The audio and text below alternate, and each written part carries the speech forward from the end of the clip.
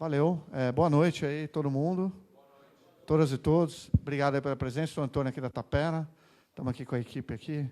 Receber vocês. A discussão sobre futebol, as vésperas da Copa do Mundo. Uma discussão mais interessante, né? Mais inteligente, mais próxima, mais pessoal. Eu estava contando aqui, eu cresci aqui no bairro Rico, aqui de São Paulo, e tinha muito terreno baldio. Lógico que a gente fazia as traves ali e tal, jogava bola. E o campo, apesar de eu morar num bairro rico e segregado, como é São Paulo, de maneira geral, a gente jogava bola com a galera, com a molecada da favela, que era ali do lado, com a molecada que trabalha, com os trabalhadores ali do lado depois do expediente. Então, foi uma experiência que, para mim, foi muito marcante, assim, uma experiência democrática no campo de futebol. Cada um é um ali, né, meu? Não tem a diferenciação, ela diminui. Isso vale para o estádio também. Enfim, eu não posso deixar de recomendar logo de cara o livro do José Miguel Wisnik, aqui, O Veneno Remédio, Futebol Brasil, que é um livro muito importante também, eu acho. Enfim, só para dar boa noite, bem-vindos a todas e todos, na Tapera. Eu vou passar a bola para o Rafael, aí, obrigado a presença de todo mundo. Vou passar a bola para o Rafael, que vai fazer as introduções. Obrigado. Boa noite a todas e todos que vieram. Primeiramente, muito obrigado aí pela presença. Hoje é uma noite especial, o lançamento do livro do Simon. Simon é um fotógrafo inglês que ele já tem um trabalho sobre o futebol amador na Inglaterra, sobre o maior complexo de campos existentes em Londres. É um lugar que tem mais de 80 campos de futebol, onde funciona uma liga independente da Federação de Futebol Inglesa desde a década de 40.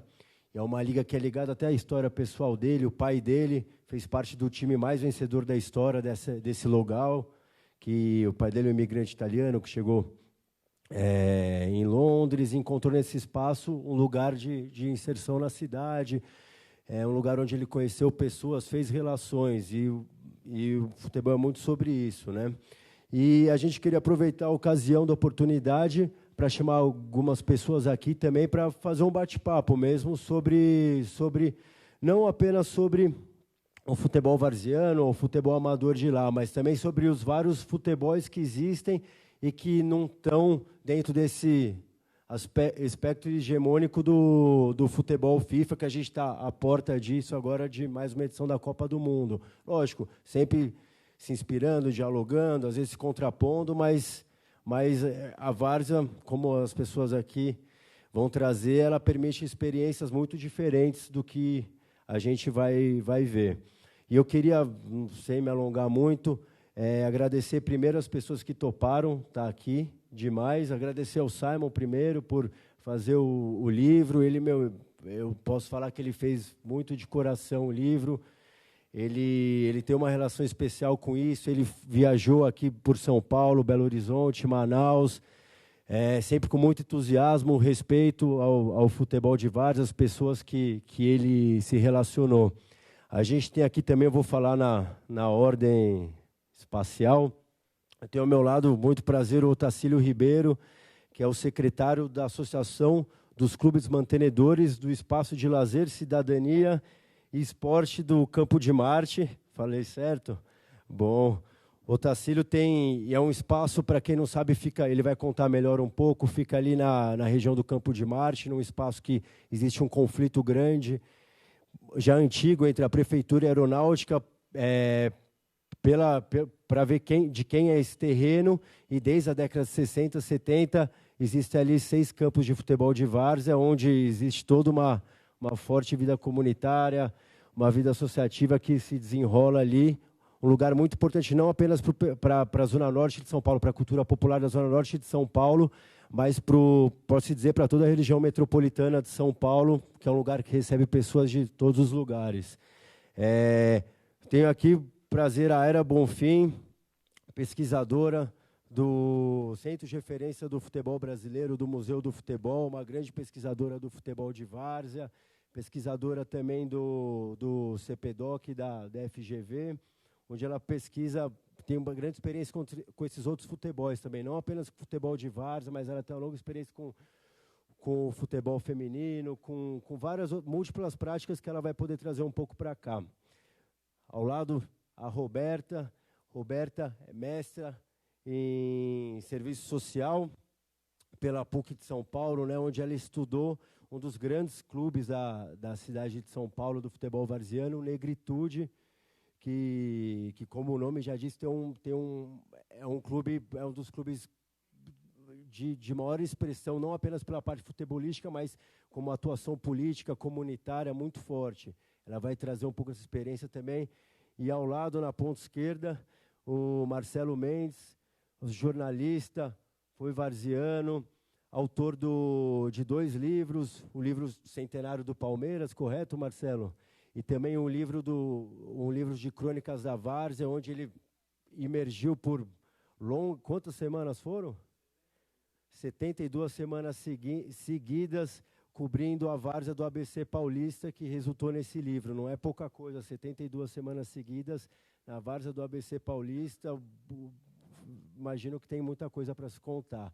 Eu vou já encerrar por aqui. A gente vai fazer uma coisa muito curta, cada um vai falar. Eu vou controlar um tempo, todo mundo trabalhou, imagino, está cansado hoje, um frio. Não vamos falar... Você trabalhou, você entrevistou, você me falou. Então, a gente vai fazer uma coisa menos formal, né? Mais um bate-papo, cada um vai se apresentar, falar um pouco sobre a pesquisa, e depois a gente vai abrir. Tenho certeza que tem muitas pessoas aqui que têm outras experiências com futebol.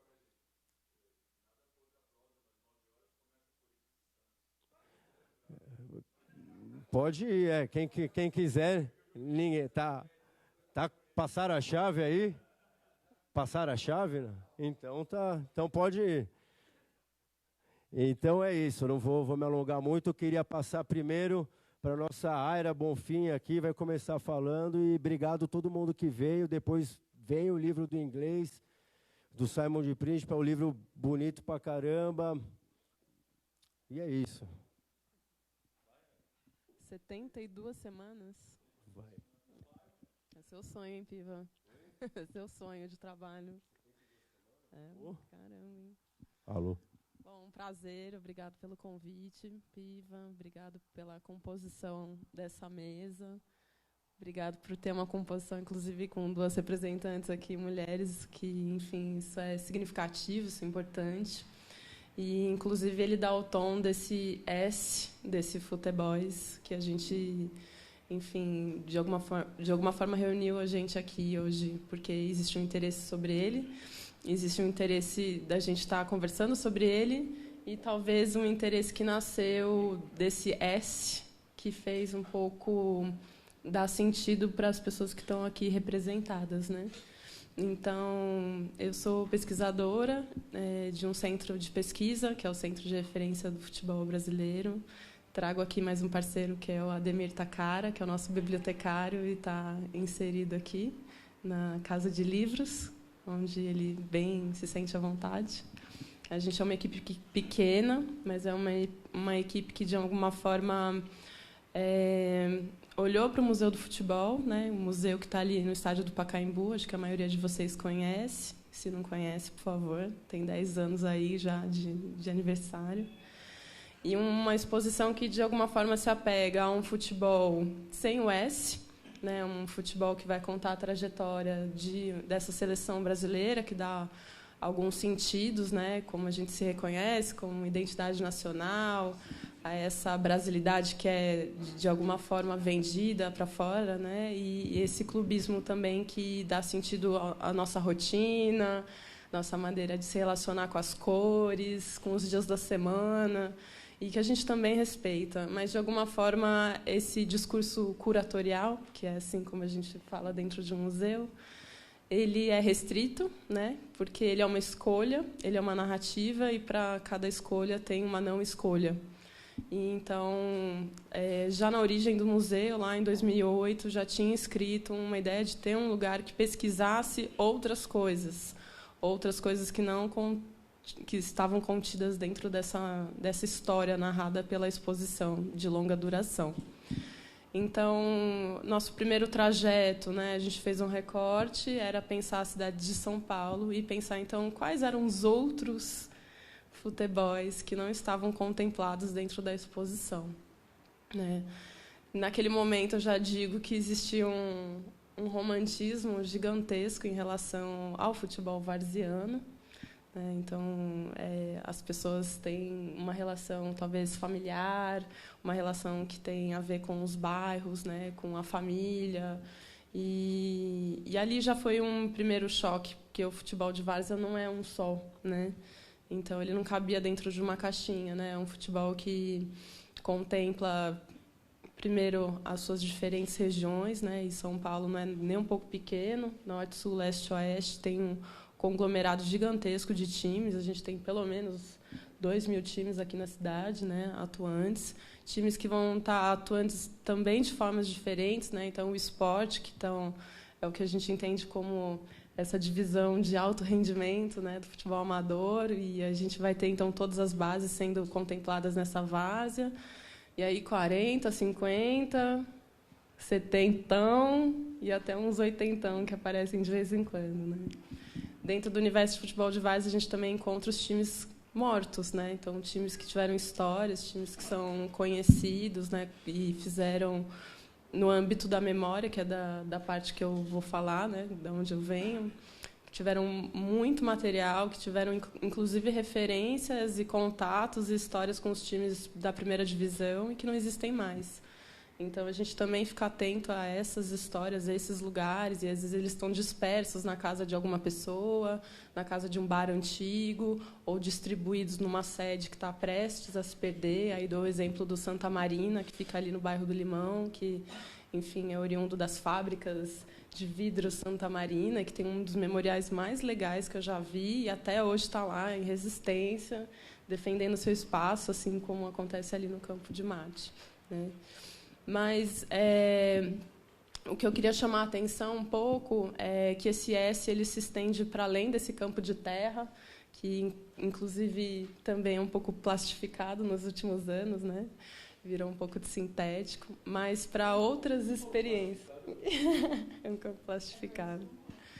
Mas o S desse futeboys, né, que incomoda tanto, né, ele incomoda, inclusive, quando a gente vai escrever sobre ele, quando a gente vai criar um título sobre ele, né, ele não sai com facilidade, futeboys.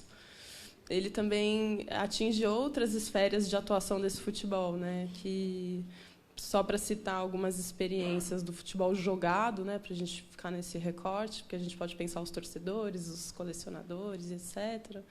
É um futebol que vai para a rua. Então, existem inúmeras experiências de futebol calerreiro, por exemplo, que atuam na cidade. Hoje existe uma rede de futebol de rua na cidade, que tem uma rede que se articula nacionalmente e se articula internacionalmente. Então, existem hoje campeonatos de futebol de rua, então, com jovens que viajam, disputam. Inclusive, nesse momento de Copa do Mundo, essas pessoas, nesse momento, estão treinando para isso. Chamo também a atenção do futebol indígena, que está contemplado aqui, de alguma forma, no livro de Príncipe, quando a gente pensa o Peladão, que é o maior campeonato de futebol amador do Brasil e o segundo do mundo, e, de alguma forma, ele teve que abrir uma categoria para absorver esse futebol indígena de Manaus, que é gigantesco. Então, entre as etnias do Brasil, o futebol é o esporte mais popular, sim, né, de quebra ali desde a década de 70, com experiências interessantíssimas, né, desde a forma de jogar, a forma de rivalidade, sem chuteira e, mais uma vez, com uma presença feminina gigantesca, articulando, inclusive, campeonatos de campo, que é uma coisa muito difícil hoje em dia, de forma surpreendente, né? Então, a gente teve a oportunidade de acompanhar os Jogos Mundiais dos Povos Indígenas, que aconteceu em Palmas, e a gente presenciou um campeonato com 24 equipes de mulheres jogando, e metade dessas equipes eram de etnias brasileiras, indígenas, e jogando muito bem, e jogando com algumas particularidades, jogando com os seus filhos ali amamentando, e com as crianças perto, e com técnicos, por vezes, homens, que também cuidavam dessas crianças,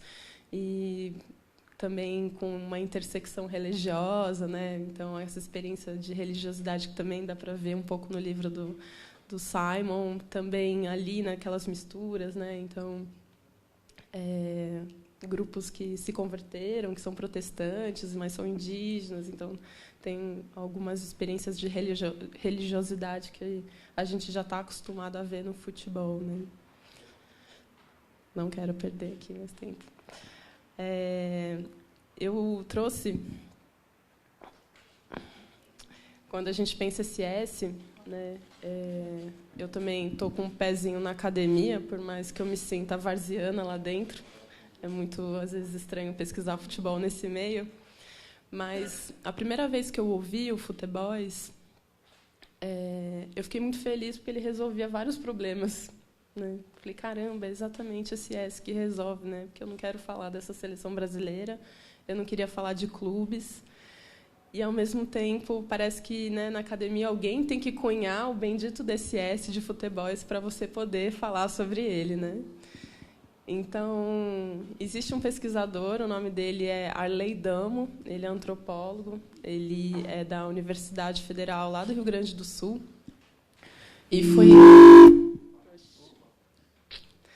foi ele que, em 2007, foi quem cunhou, né, assim que eles falam, né, pois Damo, 2007, esse termo dos futeboys, um trabalho muito bacana que vai analisar as trajetórias de base e olhar para elas e ver como é diferente pensar um menino que entra no futebol e todas as possibilidades de futebol que ele, de alguma forma, absorve quando é criança, né? Então, a experiência de brincar, a experiência do clube, a projeção de uma seleção brasileira e olhar aquilo como profissionalismo, né?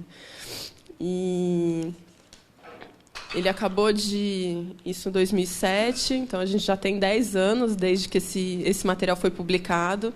E até hoje a gente luta muito nesses meios de comunicação, no próprio museu e nos espaços de escrita, para defender esse futebol como algo muito legítimo da gente, né?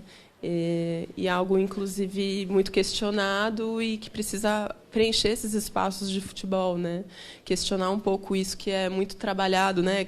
Futebol como identidade, futebol exclusivamente brasileiro. Talvez não seja nada disso. E esse ele permite a gente cruzar tudo isso e a gente romper e poder falar de diversidade, que é nada mais do que trazer uma pluralidade.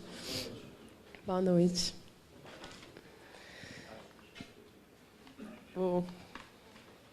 Tá tudo bem?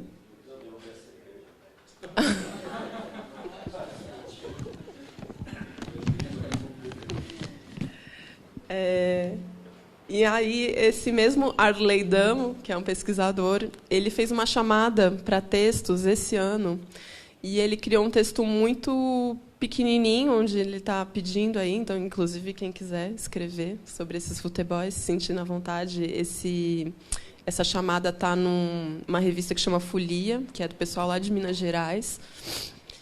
E aí eu acho que ele explica muito bem esse nosso S, esse S que a gente se sente tão à vontade.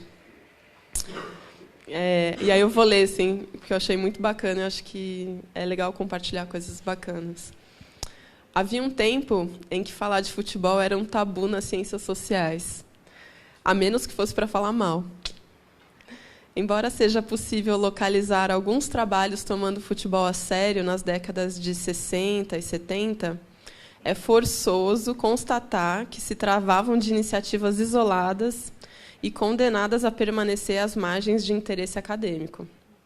No Brasil, faz pouco mais de 40 anos que surgiu a primeira dissertação tratando o futebol com a devida atenção, né? Fátima Guedes, é uma mulher, inclusive, a primeira do grupo do Roberto da Mata, né? Então, é ela que vai fazer o primeiro trabalho e eu acho que quase ninguém conhece a Fátima Guedes aqui, né? Porque ela faz parte desse S, porque ela é mulher. Desde então, os trabalhos foram se multiplicando em todos os formatos e nas mais diferentes áreas das ciências humanas, sociais e para além delas, né? Então, a educação física começou a falar de futebol, a história começou a falar de futebol, as ciências sociais continuou e a antropologia também abraçou aí o tema.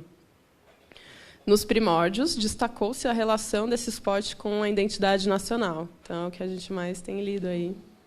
E, em seguida, problematizaram-se as torcidas, organizadas ou não. Mais tarde, os profissionais permearam esse tema... Desculpa, gente. Mais tarde, os profissionais, e permeando esses temas, também se tratou das narrativas de poetas e cronistas, né? Então, já tem muito trabalho aí da galera que escreveu sobre futebol. No entanto, quase sempre se tomava como objeto o futebol no singular, que nada mais era do que uma versão espetacularizada e agenciada pelo Estado e ou por entidades privadas vinculadas ao conglomerado FIFA ou CBF. Negligenciavam-se, quase sempre, as formas de praticar e torcer que escapavam a esses agenciamentos. Era o caso das peladas, da várzea e, sobretudo, do futebol das mulheres. Nas últimas décadas, finalmente, este equívoco, desculpável, porque o campo ainda está em formação, vem sendo reparado de tal modo que já se pode usar com mais naturalidade o termo futebols. E que se pese, esteja nos próximos dicionários brasileiros. Então, essa é um pouco minha fala. Eu gosto muito de pensar o espaço da pesquisa como um lugar que não é seguro, e esse S não é um lugar seguro, né?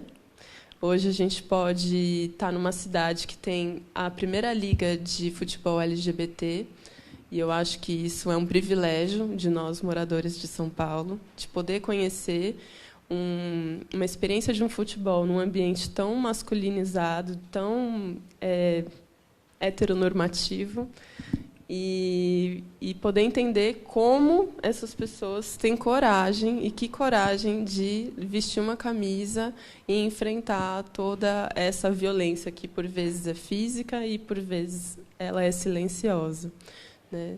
Eu continuo pesquisando também um outro S, um S antigo, que diz respeito às mulheres que jogaram bola na década de 30.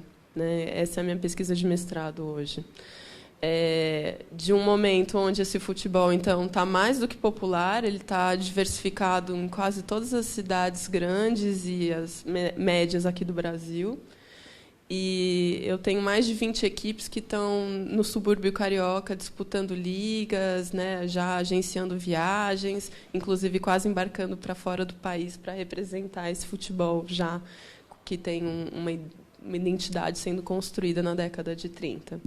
E o mesmo futebol que, com esse S, de alguma forma, vai legitimar um decreto-lei do Getúlio Vargas em 41, que vai proibir então a prática por mais 40 anos.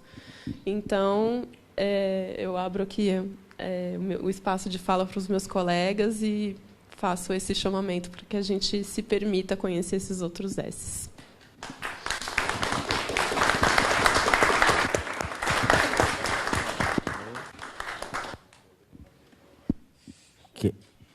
Quem que vai? Passo. Isso.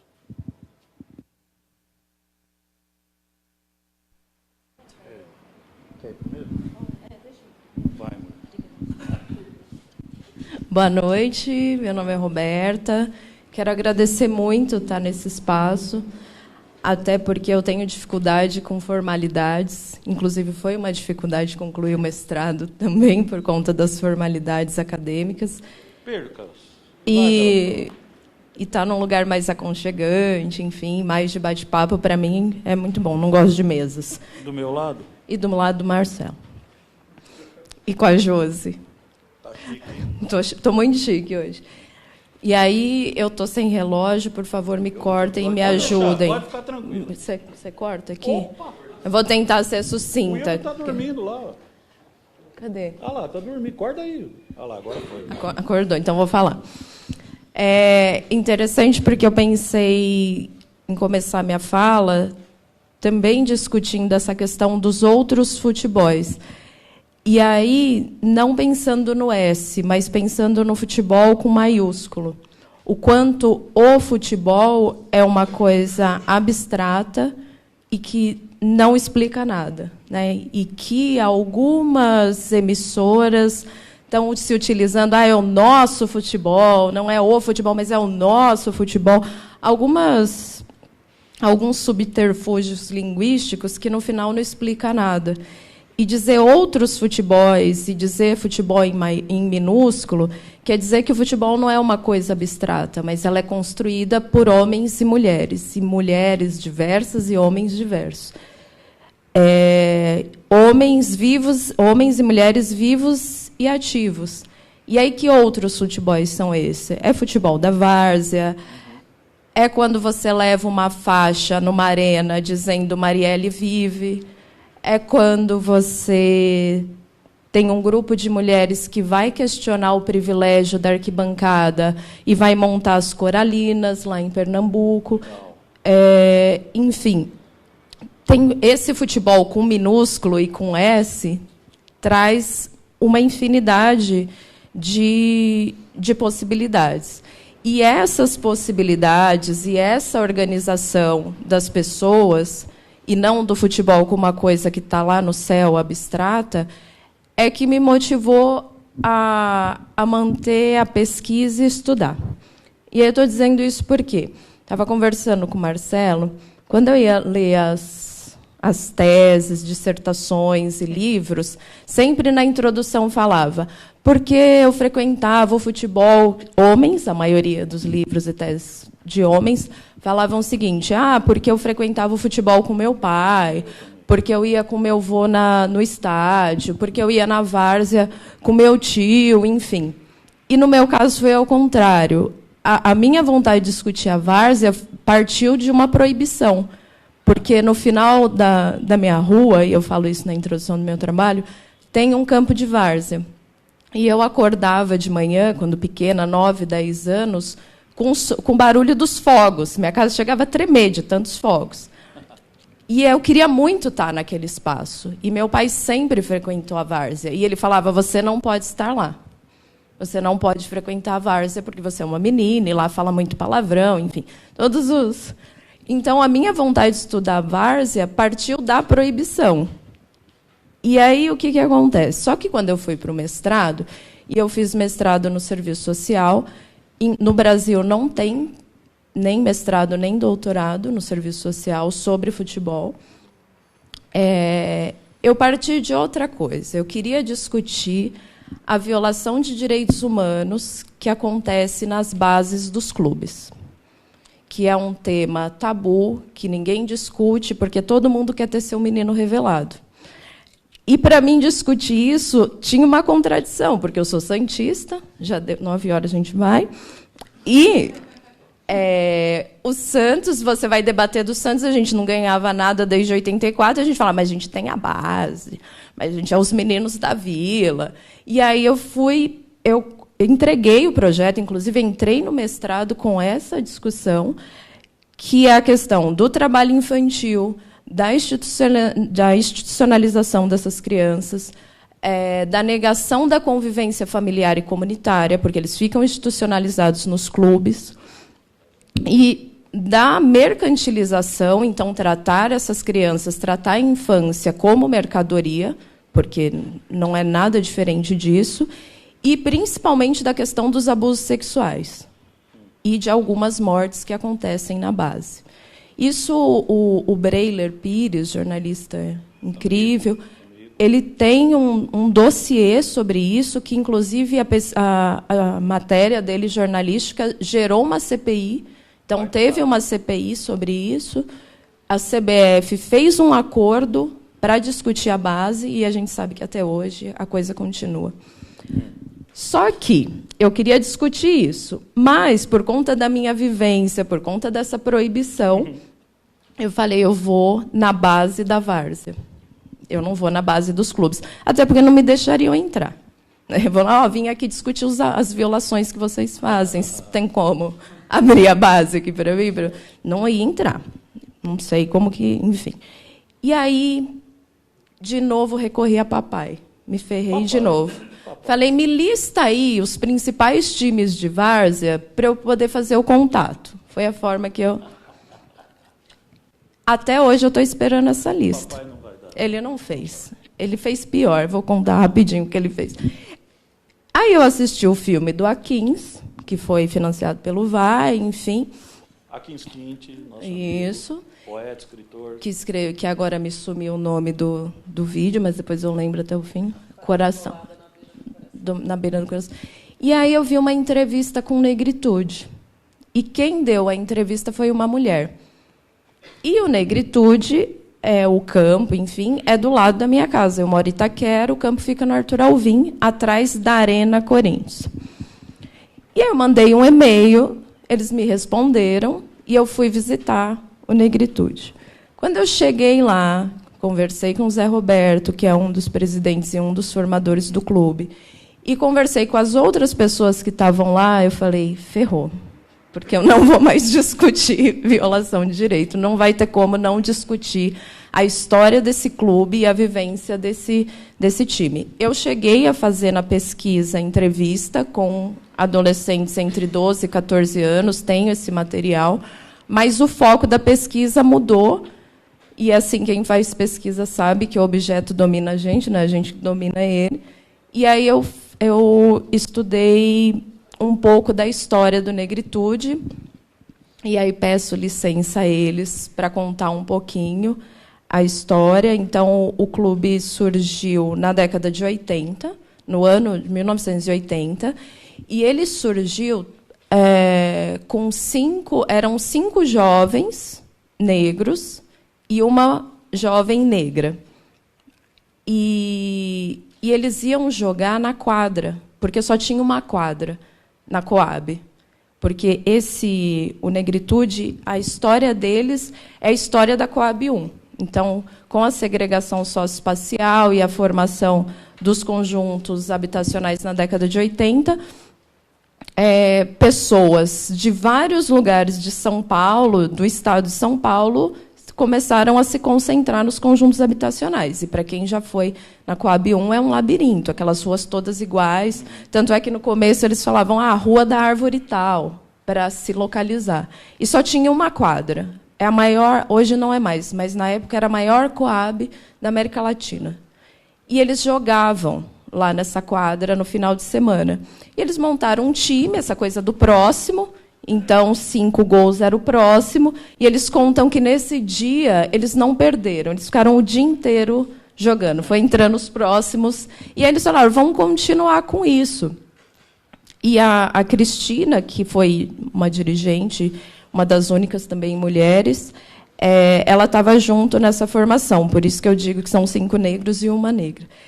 E eles falaram, então, vamos montar um time. E aí, para pensar o quanto é interessante essa questão da segregação, só tinha uma linha de ônibus, que ia do Arthur Alvim para a Praça da Sé. Então, eles se organizavam no ônibus. Todo mundo pegava o mesmo ônibus, e eles foram pensando o time e organizando o time no ônibus. E aí, o que aconteceu? Qual vai ser o nome do time? Aí ficaram pensando, discutindo, lá fazendo assembleia, Negritude. Beleza, Negritude.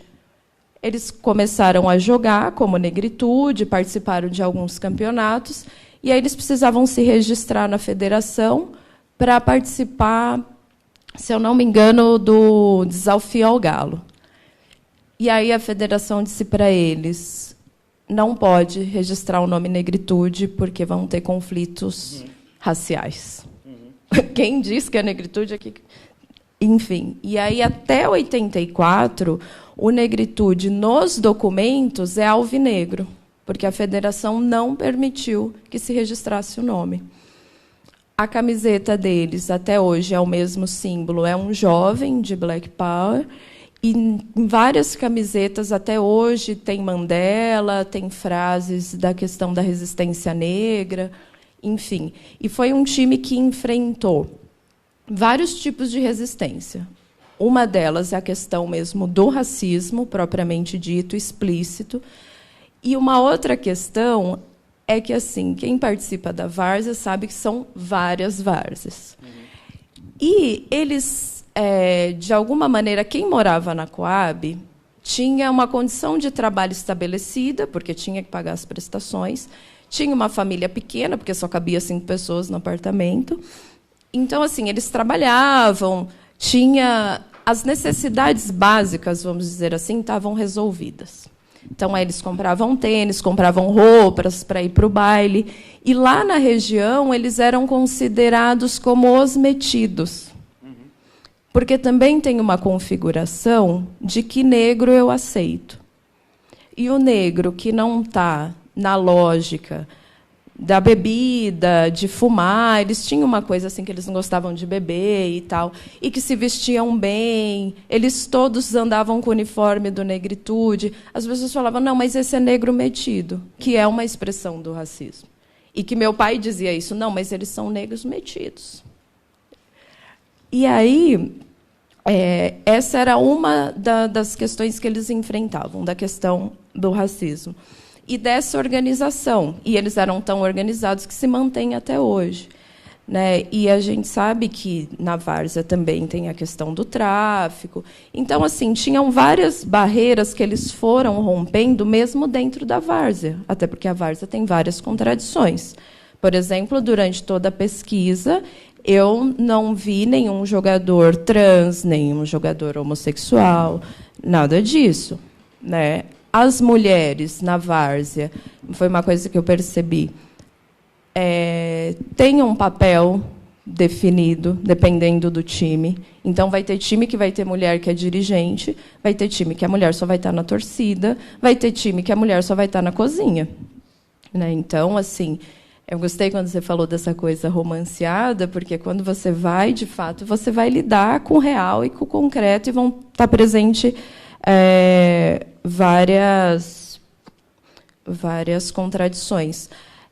O evento mais importante que o Negritude tem, e que já vai fazer, acho que sou ruim com as datas, mas é desde a década de 90, que é a Copa Negritude, que, inclusive, em agosto é o lançamento, que é uma Copa bem importante, já que alguns campeonatos de várzea se acabaram, né? Não tem mais com a força que tinha, tipo Copa Kaiser, essas coisas todas. O Negritude também foi um dos únicos times da várzea a ter uma diretora mulher.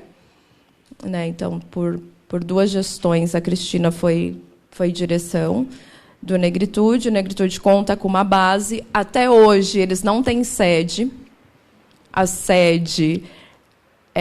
eles ficam num CDC, tanto é que você for na Coab, você fala onde é o campo do Negritude, as pessoas não conhecem. Você fala onde é o CDC Alvorada, as pessoas sabem. Né? Um dos campos está com grama sintética, que a prefeitura colocou, e aí é um absurdo, porque você não pode entrar com sinalizador no campo, com o time, quando o time está entrando. Por outro lado, a prefeitura colocou a grama sintética, mas não cortou a grama da lateral, então... A única arquibancada que tem lá está cheia de mato, então não dá para sentar.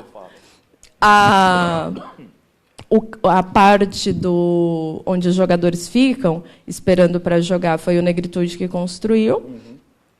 E, para eles se manterem, eu não sei como está hoje, mas a prefeitura exigiu que tivesse algum projeto social, alguma coisa sendo desenvolvida na sede para eles manterem o espaço lá da sede, que é um espaço público, que é um clube, que é uma Coab, enfim, e que a responsabilidade não é do clube de várzea, mas da prefeitura desenvolver projetos. Né? Só para concluir, fui bem, olha, estou concluindo. Está legal. Está legal. Está bem na fita. Então, vou concluir. Eu penso que, assim... Algumas coisas que são importantes na várzea, independente de ser ou negritude. Primeiro, que é a ocupação do espaço público. Então, de alguma maneira, é uma resistência, porque você está dando uma cara para aquele espaço público. Então, isso é uma coisa importante da várzea. Outra questão é a possibilidade de sociabilidade, e de um lugar, lá no Negritude, eu via muito isso, de participação das mulheres na sociabilidade. Não é fazendo nada, é estar lá assistindo o jogo, tomando uma cerveja. Né? A expulsão de todos nós das arenas, então a várzea ainda se constitui em um espaço que você não precisa comprar ingresso na internet, nem ser sócio torcedor, nem pagar R$600 para entrar no jogo. E pode levar fogos fora da grama sintética. Tomar uma. o jogo em si é a última coisa da várzea, né? No final das contas, o jogo vai ser a última coisa, não a primeira coisa, né? Vencer não vai ser a primeira coisa. E, por fim, uma coisa que precisa ser discutida, já que o trabalhador, a vida dele é trabalhar, que é de um tensionamento que a várzea traz, que é o direito ao lazer. Né? Então, a várzea, de alguma maneira, tem esse tensionamento. E aí eu estou dizendo aqui enquanto pesquisadora. Você não vai chegar na várzea e o cara vai falar, nossa, estamos aqui porque a segregação socioespacial e nós estamos ocupando espaço público. Não é nada disso. Mas são potências e possibilidades que a várzea traz. Né? E que também não vão ser pesquisadores, não vão ser grupos de esquerda que vão chegar lá e falar, nossa, vocês são isso. Não, a várzea sempre disse o que é, sempre possibilitou várias coisas, e ela pode possibilitar muito mais.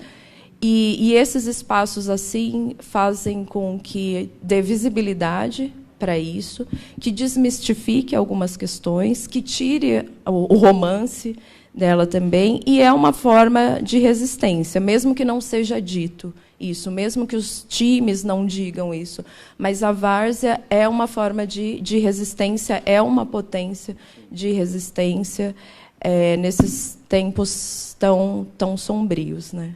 É isso. Foi bom? Obrigado.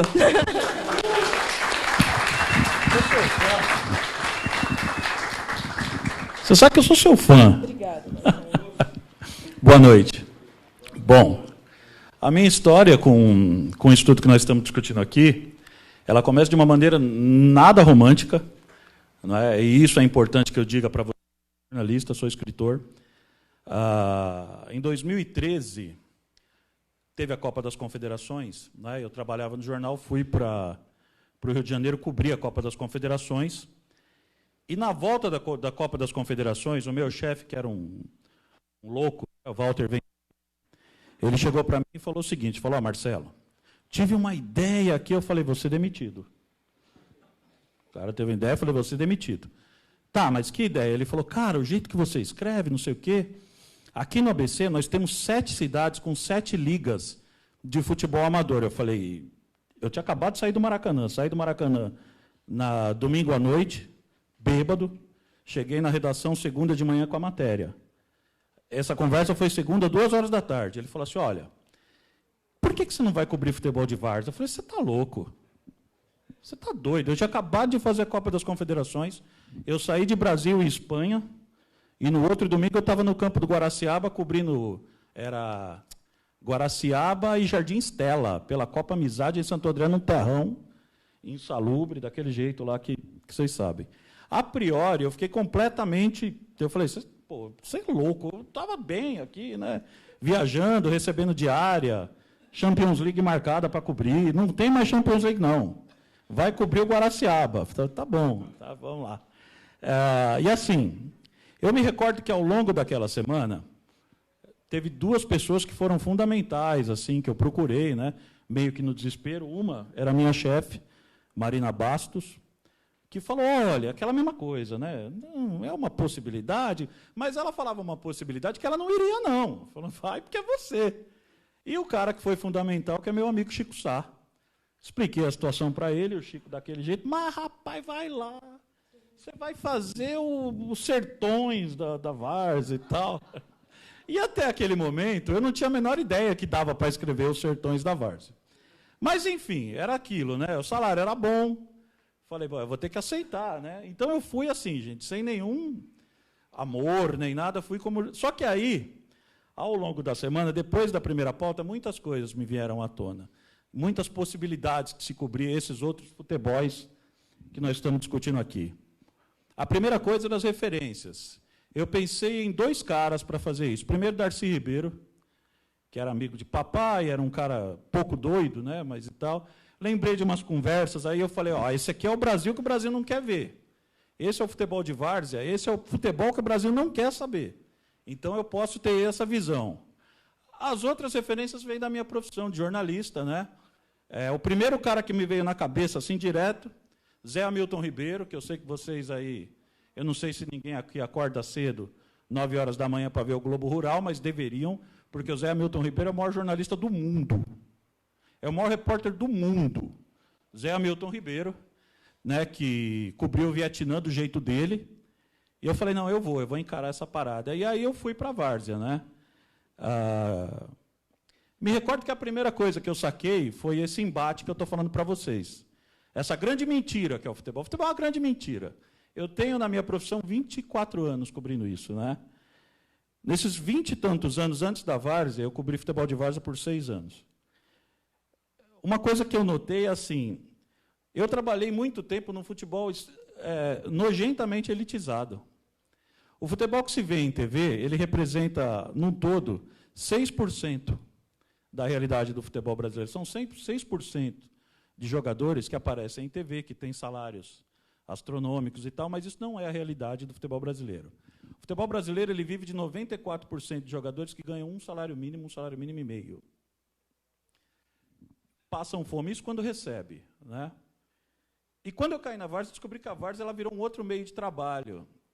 O jogador pede obra, ele trabalha na várzea, porque na várzea, diferente do clube profissional do A2, que dá calote nele, na várzea ele recebe um envelope depois do jogo. É xingado de mercenário porque ganha R$100 por jogo. Isso é a realidade do cara, né? Então eu comecei a ver essa possibilidade. Eu falei, cara, aqui está o jornalismo. Aqui está a possibilidade de falar do futebol que o Brasil não conhece, que o Brasil não quer ver. O Chico Sá, que eu falei, foi quem me convenceu essa história de sertões, aquelas coisas do Chico. Ele me convenceu que a compilação disso tudo poderia virar um livro. O meu livro, ele chama Contos da Várzea e Outros Blues. O blues que eu tirei daí é da melancolia, porque o futebol de várzea é extremamente melancólico. Eu estou falando de uma realidade do quase, é o quase craque, é o quase profissional, é o quase. É o cara que tem 22 anos de idade e ele é considerado velho. Velho para sonhar. Vocês querem uma coisa mais melancólica do que ser velho com 22 anos de idade? Esse é o futebol de várzea. E daí você caía assim, para situações que eu conheci, que eu me deparei. Você estava falando da inclusão social que a várzea tem. Eu vou contar rápido isso. Uma das crônicas que estão no livro é sobre um cara que chamava Parrão. Eu fui num sábado à tarde no campo do 15 do Capoava. Estou eu lá no 15 do Capoava, vendo o jogo, e está lá o Parrão. A primeira bola veio para o Parrão, bola limpinha assim, olha. Parrão furou. A segunda bola veio no peito, ele matou no peito e caiu. A terceira bola, ele isolou. Eu lembro do cara na arquibancada, falou, puta que pariu, Parrão, como você é ruim. Sai daí, mas o que acontece? Só o futebol de várzea vai dar espaço para o Parrão jogar bola. Eu escrevi que o Parrão, nessa ruindeza dele, ele tem uma decência épica. Ele tem uma dignidade homérica. Porque ele assumia isso e a várzea o assume. É lógico que tinha outras situações. Eu olho para a Josi e eu começo a rir, porque a crônica que abre o livro é uma alusão que eu faço com Fellini, né? Que é de Fellini ao Parque Novo Oratório. É a crônica que abre o livro. A Josi ri disso aí. Porque, assim, a relação que eu faço com o futebol de várzea, eu indo para o campo de várzea, é a mesma do Fellini e a Marcord indo para Rimini. É um encontro com ele mesmo, com a periferia que está dentro dele, com a cidade que está dentro dele. A Marcord e a várzea. E eu lembro que eu escrevi. E, assim, as crônicas, para vocês entenderem, elas saíam no jornal às terças. Eu escrevia a matéria e as crônicas, elas iam para o jornal. Quando eu voltei no campo no domingo, o cara me procurou. Ele chegou para mim e falou, Marcelo, rapaz, eu li aquela história tua do jornal. Eu fiquei, pô. É o Sidão. Sidão, e você gostou? Ele falou, não, eu li aquele nome de Felino, aquela porra lá. Ele falou assim, é mesmo? E aí? Eu fui no YouTube. Falei, ó, e o que você achou lá do filme que você viu? Ele falou, uma porcaria. O negócio é preto e branco, ninguém beija ninguém e tal. Mas, entendam assim, as pessoas, as coisas não são excludentes, né? Isso a várzea me ensinou. Que, assim, as pessoas elas não precisam ficar totalmente isoladas de outras coisas, elas podem conviver em si. Tinha outro dia que eu falei lá do Joe Cotrene, o cara ouviu e falou, pô, o bonde de não sei quem é muito melhor. E eu concordei, ali na hora eu até concordei. Então é assim, eu estou querendo dizer para vocês que no meu trabalho como jornalista, encontrar o futebol de várzea foi uma viagem para dentro de mim mesmo, para encontrar um Brasil que provavelmente vocês não conhecem. Ou se conhecem, glamourizam. Porque tinha cara que me perguntava se os caras davam tiro na bola. Pô, vai dar tiro na bola onde, cara?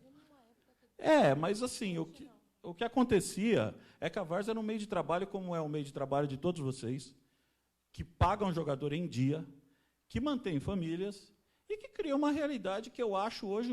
Eu vou passar agora para o Guilherme, para vocês perguntarem, mas, para mim, eu acho que a única verdade possível assim dentro do futebol hoje é o futebol de várzea. É um futebol autêntico, é um futebol que não tem media training, é um futebol que não tem muito cartola. Se tem o cartola toma uma com você e tudo mais, e é tranquilo. E é uma... Cartola vira um massagista. Exatamente. É um universo de pessoas extremamente generosas. Porque, por exemplo, eu lembro que, nessas andanças minhas, eu ia cobrir Champions League. Bonito, né? Vai cobrir Champions League, final em Wembley. Dane-se, coisa mais chata, coisa mais irritante. Aquela coisa de fila para credenciar, fila para isso, fila para aquilo. Era irritante. Na várzea, as pessoas eram muito mais generosas, me tratavam muito mais bem. Os caras me ofereciam frango, cigarro, cerveja, maconha, o que tinha lá. Falava, não é o caso, estou trabalhando, né?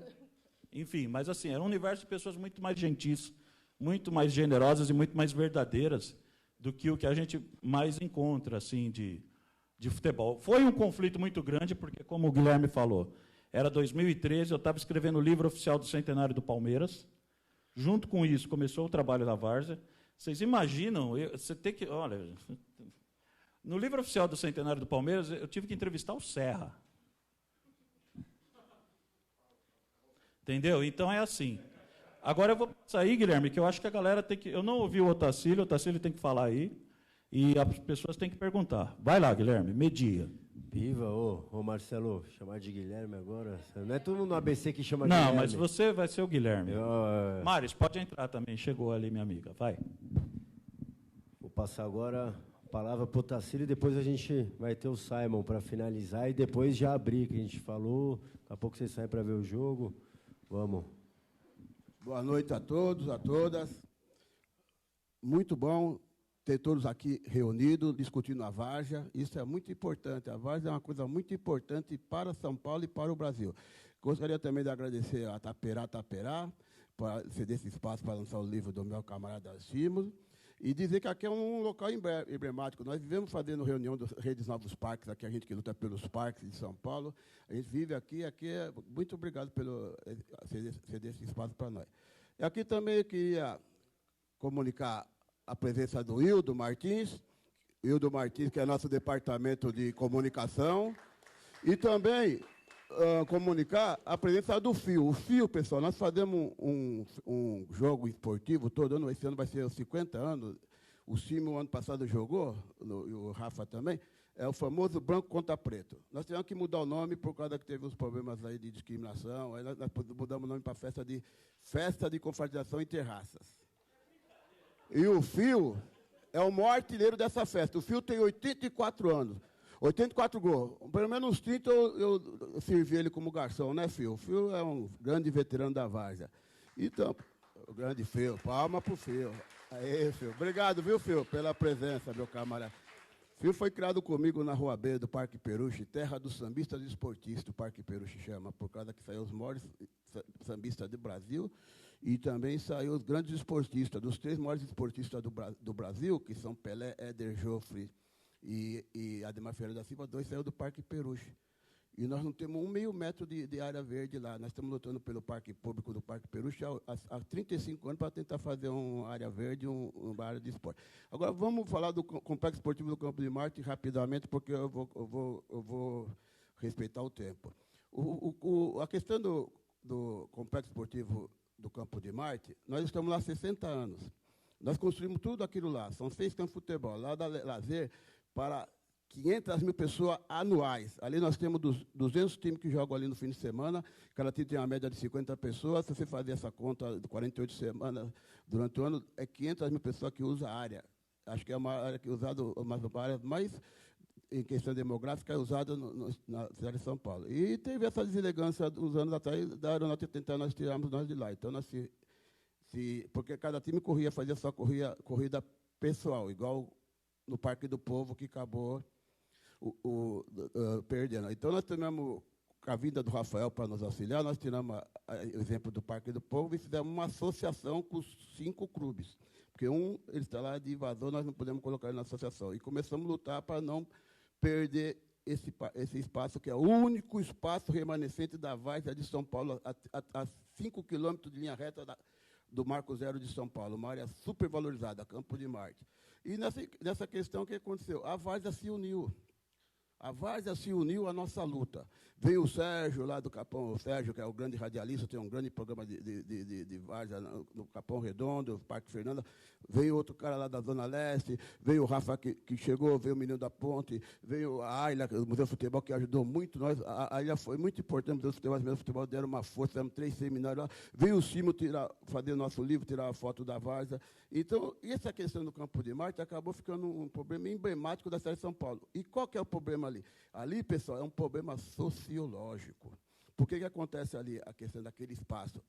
Esse pessoal que ganhou a eleição em São Paulo é pessoal que não tem qualquer nível de entendimento do povo de São Paulo, principalmente do povo mais humilde da periferia, que o esporte da periferia de São Paulo é a Várzea. É a Várzea, todo mundo já participou da Várzea. Está falando com o Miguel agora aqui, questão da Várzea, inclusive essa questão de profissionalização da Várzea, que nós somos contra a profissionalização da Várzea. A Várzea sintética não é Várzea. Outro dia saiu uma reportagem no Estadão que nós falamos, o pessoal lá da Várzea profissional falou. Então, a Várzea que nós acabamos falando para o Miguel, que o Miguel também tem essa luta lá na Moca, né, Miguel, para a Várzea não perder as características. Sintético não é Várzea, pessoal. Sintético é society ampliado. Então, nós queremos fazer esse CDC lá, com 5 campos de Várzea. Ali vai ser o último reduto da Várzea de São Paulo. Ali não vai ter sintético. Quanto nós tivermos poder ali, não vai ter sintético. Ali é Várzea pura. E nós estamos na luta com esse pessoal que tomou condição para... Porque qual que é o problema deles ali no campo? Eles fizeram um acordo com a União. E aí, quando com a União, que nós temos um processo da Prefeitura contra a União há 60 anos, 56 processos. Agora, conseguiram fazer um acordo de 400 mil metros. Porque o que eles querem fazer ali? Ali eles querem fazer um parque público de 250 mil metros, o Museu da Aeronáutica, onde tem os campos e jogar nós lá para o lado do Sambódromo, para a gente construir tudo lá, já temos tudo construído. Porque ali, pessoal, é especulação imobiliária. Ali o pessoal do Dória vai ganhar 24 bilhões de reais.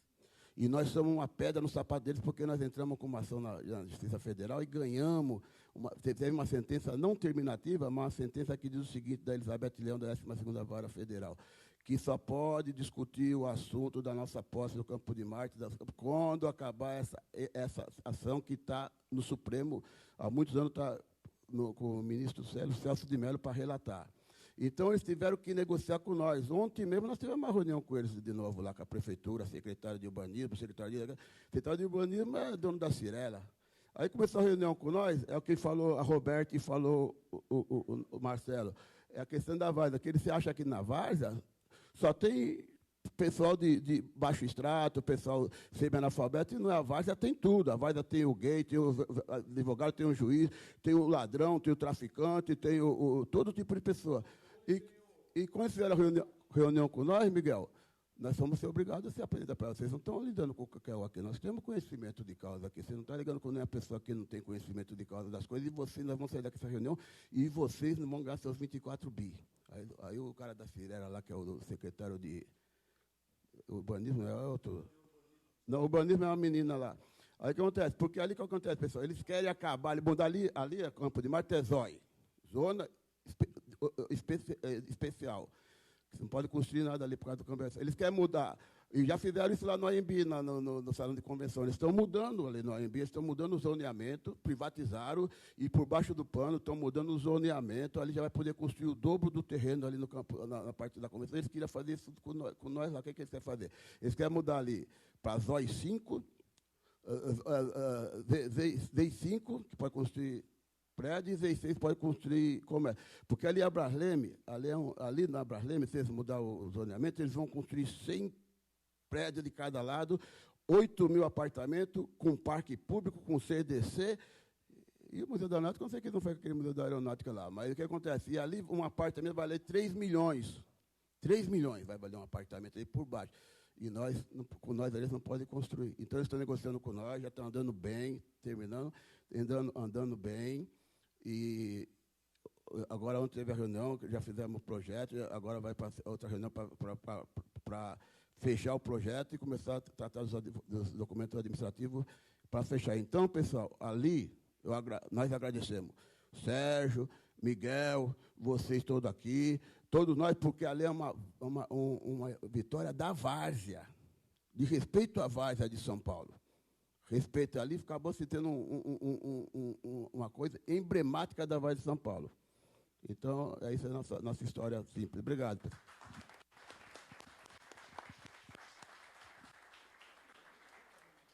Oi?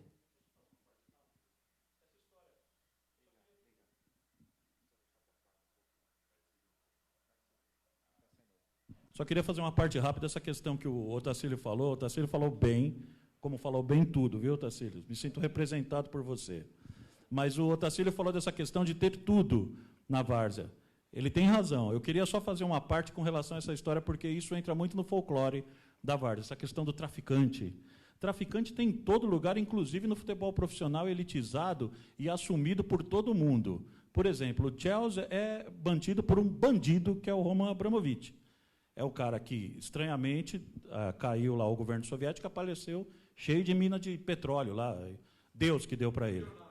Deus que deu para ele. Então, quer dizer, tudo. A Colômbia, nos anos 90, viveu do dinheiro do tráfico e a FIFA achava o maior barato. Então, traficante tem em todo lugar, entendeu? Tem na várzea e tem muito na FIFA, com a diferença de que na várzea as pessoas são muito decentes. Para finalizar e abrir para o bate-papo, falar um pouco, o Simon vai falar agora, um pouco da experiência dele, bem curtinho aqui do trabalho dele, das impressões dele, que às vezes tem coisas que a gente não vê aqui, e a pessoa de outro contexto da Inglaterra tem um estranhamento maior e pode falar um pouco dessa experiência dele. Alguém é muito bom no inglês aqui? Mas muito. Eu sou razoável, eu já traduzi ele numa rádio, mas eu acho que para simultâneo eu posso engasgar aqui. Simultâneo não, era. So you speak and then after I do the translation. So you translate. So please speak slowly. But anyway, go on. Do you want to ask me some questions or do you? Say a few things about your work or what you think about the... I'm not great. Então vamos abrir para a pergunta, então. Ele é tímido. O rapaz é tímido. Mas vamos abrir para a pergunta. Quem já pode falar, microfone. Já muita gente. Vamos fazer a ordem. Espera aí. Você fala muito, vamos esperar um pouco que você vai casar com o microfone. Espera aí. Foi isso, começa a ajuda, vamos para cá e para cá. Bom, eu vou jogar a pergunta para vocês e quem tiver... Para vocês.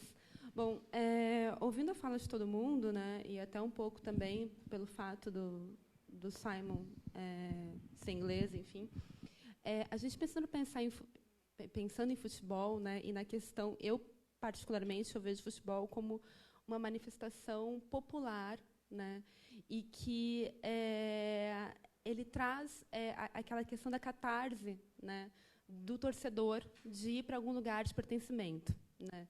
E se a gente for para pensar como que o futebol foi virando empresa, começa muito na Inglaterra, né, com se apropriando de uma tragédia que foi em Liverpool.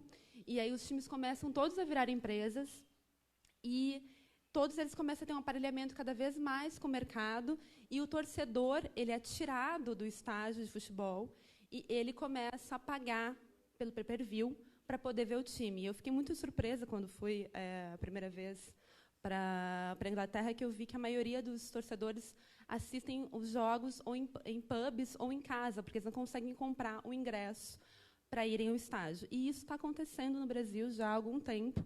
E depois da Copa, mais ainda. É muito caro tu ir ao estádio. E, ao mesmo tempo, tu começou cada vez mais a ter uma caça às bruxas à torcida organizada, né? Tu não pode se manifestar, tu não pode levar cartaz, tu não pode levar livro. Né? É barrado. E isso tira completamente qualquer característica política dentro do futebol. E, ao mesmo tempo, hoje, tu tens, com o Marcelo, uma TV Vila, que tu tem uma mídia alternativa que pode fazer com que o torcedor seja levado novamente ao hábito de torcer. Então, a minha pergunta é, como que a gente luta contra esse aparelhamento hoje que existe da torcida, né, do fato de que tu só consegue torcer hoje se tu consegues ir ao estádio e se comportar conforme a maneira que o status quo quer, né? Tu tem que ser um torcedor exemplar. E também como que a gente se comunica, né? Como que a gente usa dos meios alternativos para poder fazer com que a gente tenha de volta essa questão que é o torcer, que é voltar a ter esse hábito de frequentar ou de estar numa catarse coletiva e do futebol como uma manifestação política também, né? Então, essa é a pergunta.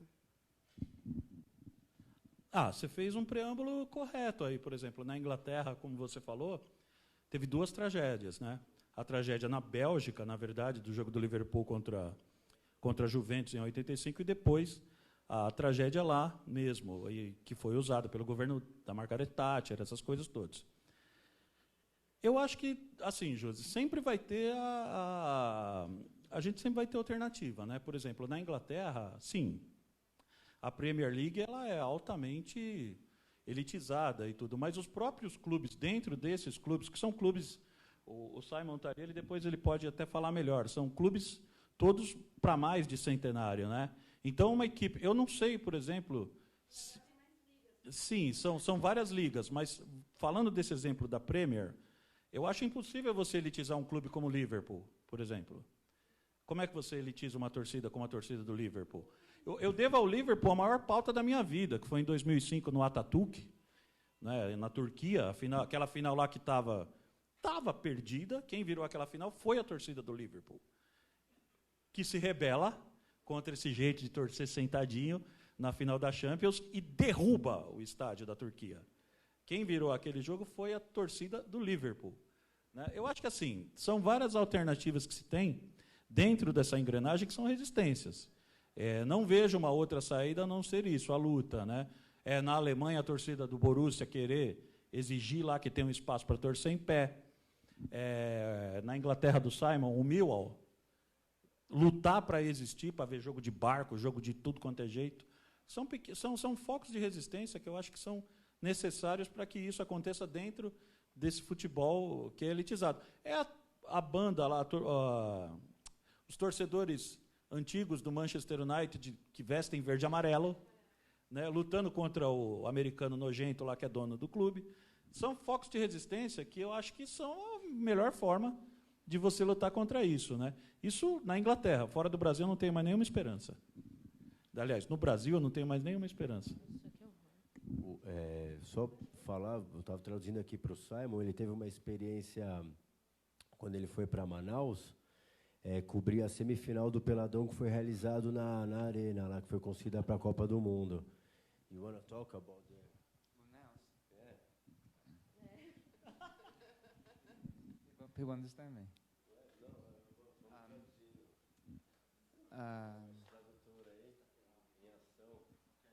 Vai lá. Okay, go on. My experience go in on, Manaus. Go on. Go on. About the change, the supporters, what you saw there in the stadium? Well, predominantly when I went to Manaus, it was I went to the semi-final. Ele está falando que ele foi para a semifinal em Manaus. Do Peladão, que é o maior torneio, do Peladão. Isso, o maior torneio de futebol amador, o segundo maior do mundo. O segundo maior torneio do mundo, o maior torneio de futebol amador do mundo. Which was o Peladão. Ele Não, tá porque tem que falar no traduzindo microfone, aqui, porque senão não sai lá, entendeu? Go on. Ele está preparado. Tá boa a tradução? So the semi-final was pretty much similar atmosphere to what I experienced in both other cities, São Paulo and Belo Horizonte. So as semifinais, a experiência parecida com que ele viveu em Belo Horizonte e São Paulo, as semifinais do Peladão. I mean, the Big Naked. the semi-final in Manaus was insane. It was. Foi insana a semifinal. Why was it insane? It was. Por que eu perguntei? Just the atmosphere. The atmosphere was. Okay. Blew my mind. A atmosfera explodiu a mente dele. In which sense? The people were nervous. The atmosphere. You don't have this in England at all. You have the first book I did. Ele está falando que na Inglaterra não tem o que ele viu em Manaus, não tem na Inglaterra. Is a huge area in East London, and there's 80 pitches. Ele está falando da área no leste de Londres que tem 18 campos, que é o 80 campos, que é onde o futebol de várzea lá deles. And I guess you would say it's predominantly working class men. Trabalhadores, homens em geral. But the support is very minimum.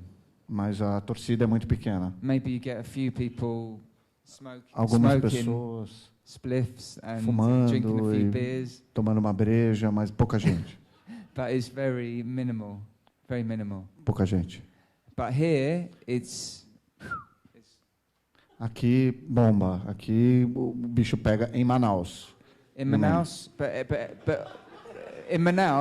but não? O que vocês estão rindo? Not just Manaus, everywhere. Em todos os lugares, não só Manaus. É.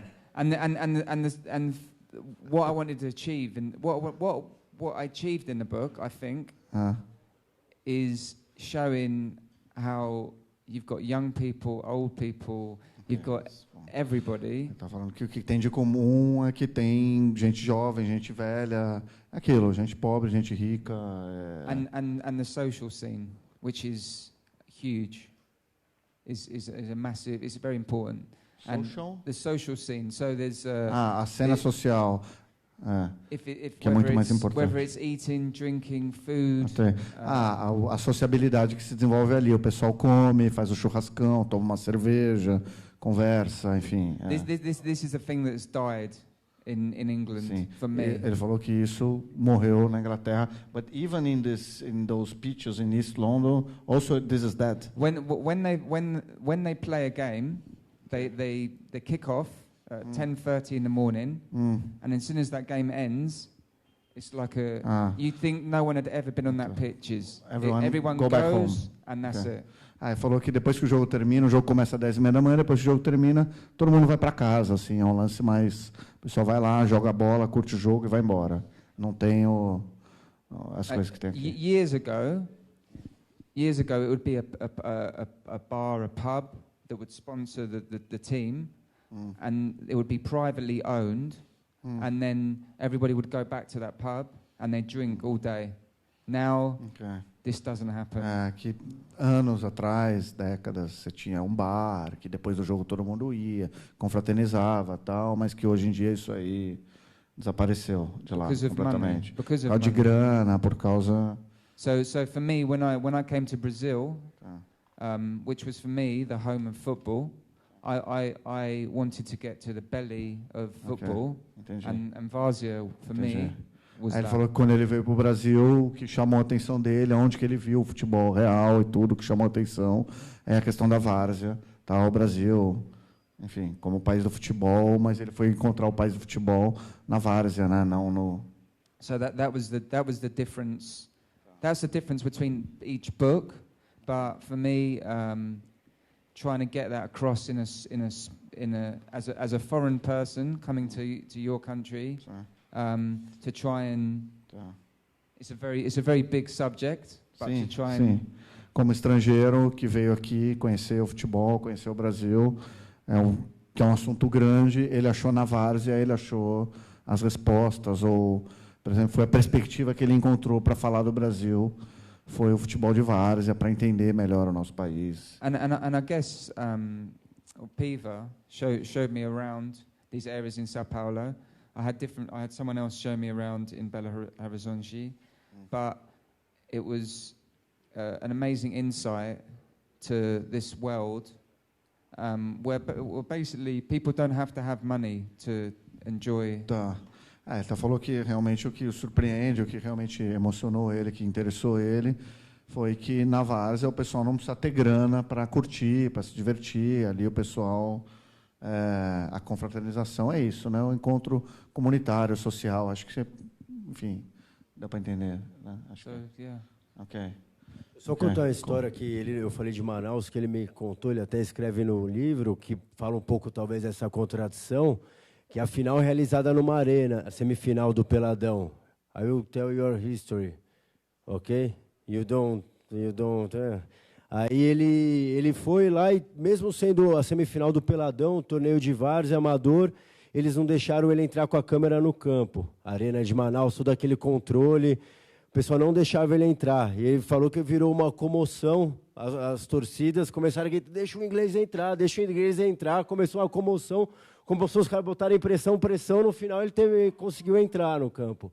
Isso é uma experiência de louco que mostra esses dois modelos, a várzea se apropriando do estádio, igual agora na final da Pioneer também, no estádio de futebol profissional, do Água Santa, como bandeira, bambu, tipo uma coisa que é impensável de se ver.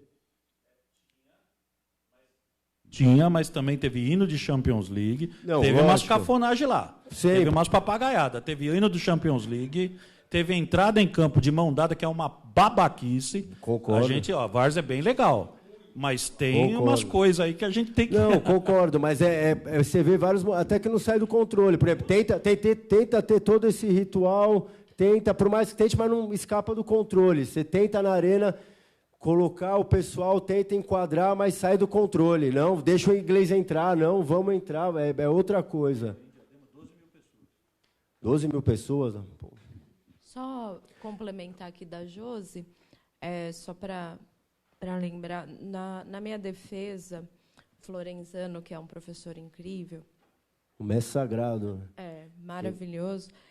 Ele fez a seguinte pergunta para mim e eu jogo para vocês. Ele falou o seguinte: olha, a esquerda sempre disse, entre aspas, e essa esquerda com aspas, por favor, que o futebol era o ópio do povo. E agora, os grupos de esquerda estão reivindicando que os trabalhadores voltem para isso. Como é que você me responde isso? Eu não respondi, ainda estou pensando nisso. Né? Mas o Marcelo falou que não tem esperança no Brasil. Eu sou muito, mas eu sou muito sonhadora. Então, quando eu vejo Coralinas, para mim é uma resistência. Pode não ser diretamente no futebol moderno, mas elas estão quebrando um privilégio masculino de estar no estádio. Porque quando você entra numa torcida organizada, também tem a forma de ser mulher na torcida organizada. Agora, quando elas saem e falam, não, nós somos mulheres que vamos fazer nosso uniforme, que vai ter o lugar na arquibancada para a gente torcer, elas estão dizendo outra coisa, e está quebrando o privilégio. Várias torcidas, que eu não vou saber nomear agora, antifascistas, algumas têm 2 pessoas, algumas têm 20, mas, enfim, é uma resistência. Né? Você entrar com um cartaz escondido no bolso e abrir é uma resistência. Então, eu acho que tem algumas iniciativas de resistência, mas o problema é um pouco essa questão da elitização. O que querem do futebol? Né? E aí, essa influência é muito forte, porque esse campo que eu contei, que é no final da minha rua, que é do time do Colorado, ele tem o muro baixo, é de terra e tudo mais, mas virou Arena Colorado. Pintaram lá a arena. Então, tem uma coisa dessa arenização e dessa ideologia que vai pegando e que é muito difícil. Né? Hoje você não consegue ir no jogo. Se você, agora, a gente sair daqui e falar, vamos ver, então, Corinthians e Santos, a gente não consegue. Não. E não é porque a gente está longe de Itaquera, mas porque você não consegue comprar o ingresso. Geralmente, porque a gente mora lá do lado da arena, geralmente os ingressos que sobram são a partir de R$200. A arena fica vazia, parte fica vazia, e não vende, morre com o ingresso na mão, sabe? Então, é isso. Vai.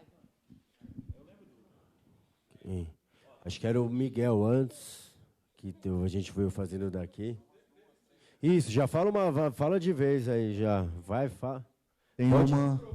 Não, precisa ser no microfone. Precisa ser no microfone.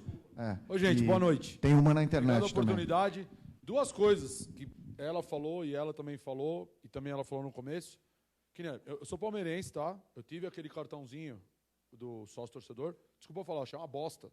Eu falei, antes de eu ser sócio torcedor, eu sou palmeirense. E eu não posso, então, comprar um ingresso sem eu ser sócio torcedor. Eu tenho direito muito mais que o cara que é sócio torcedor. Mas você é hoje. Eu falei, hoje? Mas sempre eu não fui. Eu vi jogo do Palmeiras, Palmeiras e Corinthians, Palmeiras e Inter, Palmeiras e Flamengo, no Morumbi, no Pacaembu, no Parque Antártica. Eu ia lá, já da torcida do Corinthians, já da torcida do São Paulo, não acontecia nada. Hoje, torcida única. E você paga 200 pau. Eu fui ver porque um amigo meu, ele tem a carteirinha. Eu ia ver Palmeiras e o time lá que foi 3-0 na Copa Libertadores, 210 pau para cada um. Falei, peraí, meu. 630 pau para assistir um jogo do Palmeiras que estava classificado para outra fase da Libertadores. Ele me arrumou os ingressos. Falei, Miguel, eu não vou, como eu tenho sócio que eu tenho que pagar, eu tenho que ir, senão eu perco pontuação. Ele me cedeu. Quer dizer, ridículo. A forma que eu tenho que agir, eu iria com os 200 reais cada pessoa? Não iria, nem a pau. Eu não iria mesmo, que eu acho absurdo. E a torcida do Corinthians hoje já tem a torcida de gays, né? Que não é zoeira,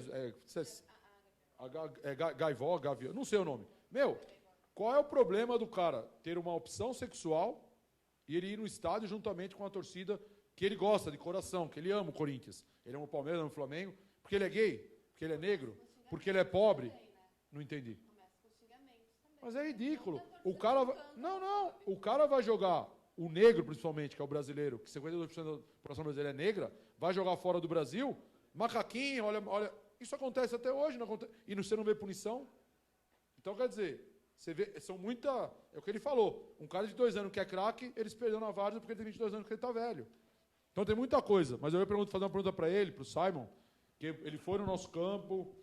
Ô, tradutor, ajuda aí. Pode falar que eu mando aqui. O que eu queria saber é, por ele já ter tido de infância, o pai dele fazer parte da várzea lá da Inglaterra, ter esse espaço onde é que tem um monte de campo, que é uma coisa bem legal, que hoje muito difícil você encontrar em São Paulo, e os poucos que tem estão sendo jogados para as traças, e se não é o próprio público que frequenta lá fazer, a prefeitura não faz e deixa jogado, e que se lasque, que se dane. Então, assim, por que o interesse vir para o Brasil para fazer um negócio tão legal que ele fez? Ele achou um monte de coisa que ele viu onde é que ele nasceu, ele não viu mais, né? Acabou. Ele mesmo já falou que acabou. E hoje ele está vendo isso daqui uma coisa diferente. O que ele acha hoje que essa várzea vai parar onde? Qual vai ser o parâmetro? Para onde que vai? É essa a minha pergunta. Puta, agora me pegou para traduzir, hein? Vamos lá. Vamos fazer o segundo bloco de pergunta. Você é inglês? Oh, bem-vindo. Welcome. Espera aí, o Sérgio. Boa noite, Simon, boa noite a todos. É um prazer estar aqui. Desculpa chegar atrasado, mas o metrôzão. Simon, você quando esteve aqui no Brasil, participou do jogo lá no São Bento, né? Brancos e pretos e tal. Isso. Porém, na entrevista que nós fizemos, você disse que se eu for até Londres, não consigo participar do jogo lá do Amador. Então, como você enxerga essa diferença, né, essa receptividade brasileira? E aí eu estendo a pergunta para a minha amiga do museu, de que forma, desculpa, eu não vi a sua fala, mas de que forma o museu pode interagir com esse pertencimento que os clubes de várzea, os times de várzea, têm na cidade de São Paulo, que eu considero o trabalho do museu muito bom, mas eu acho que a gente ainda tem muita coisa para fazer, né? Então, saindo dessa pergunta, né, do pertencimento, e por que não pode ir lá, e o que ele achou disso aqui, e como que o museu pode ajudar nisso.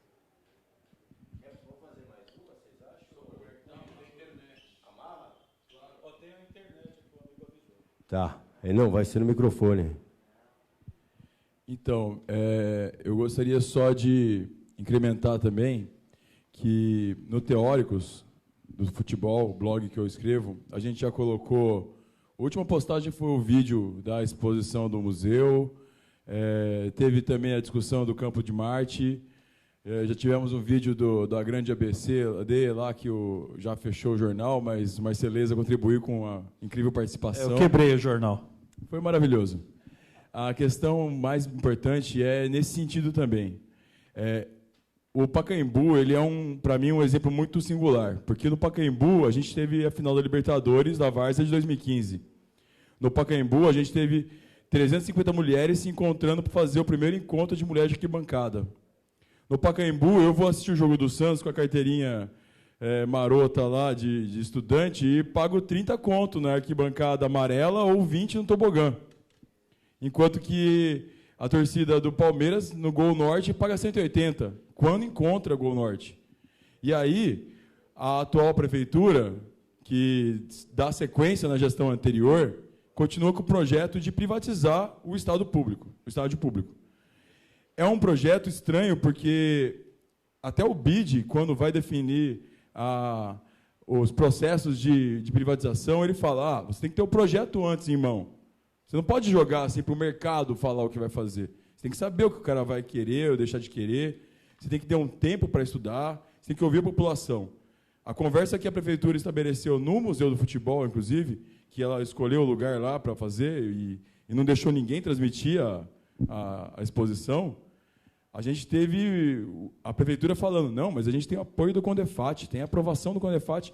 Aí o CONDEFAT levantava e falava, olha, vocês estão mentindo porque a gente só deu uma vistoria. Mas a gente divulgou para toda a mídia, tal, aí levantava o único jornalista do UOL presente e falava, eu só vi a matéria, eu sou o único jornalista no rolê e eu só vi no Facebook da prefeitura, porque nem no site está. Então é esse o pique. A prefeitura pensa em lucro e acha que o Pacaembu é um prejuízo. Ela não pensa que o Pacaembu é um investimento, igual uma biblioteca, igual...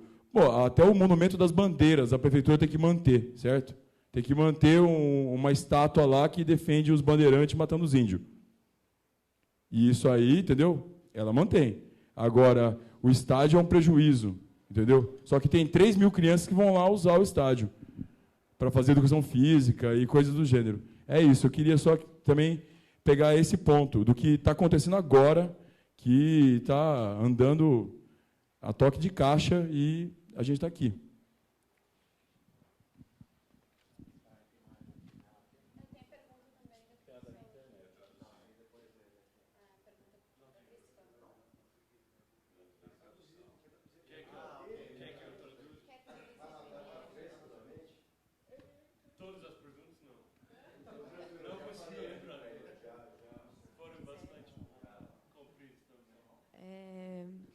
Meu nome é Giovana, eu sou ingressante da USP, das Ciências Sociais ainda, e para terminar meu semestre de Antropologia com a Rose, a gente tinha que fazer uma etnografia bem rasa, escolher um tema e tal, e eu sou muito palmeirense,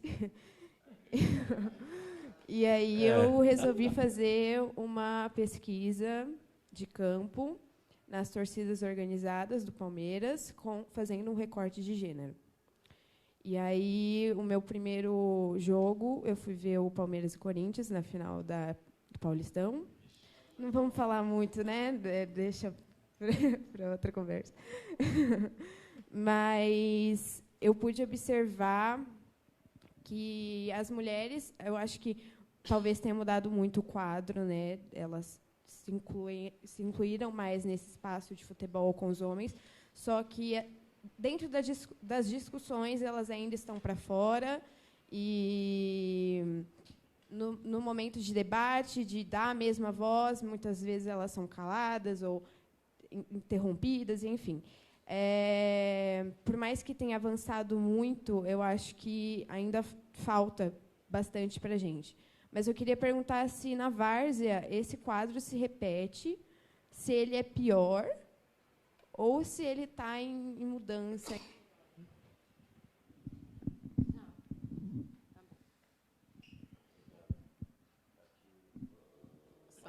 Simon responde? Internet. Vamos.